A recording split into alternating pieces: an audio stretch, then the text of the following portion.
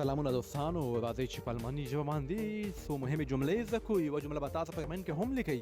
کله چې موږ چاته وایو راځئ چې الماني زده کړو، راځئ چې الماني زده کړو، دا جمله په الماني ژبه داسې وایو: Lass uns Deutsch lernen. Lass uns Deutsch lernen. که موږ وایو دا یو ډېر ښه نظر ده، یوه ښه مشوره ده، یوه ښه آیډیا ده، دا جمله په الماني ژبه داسې وایو: Das ist eine sehr gute Idee.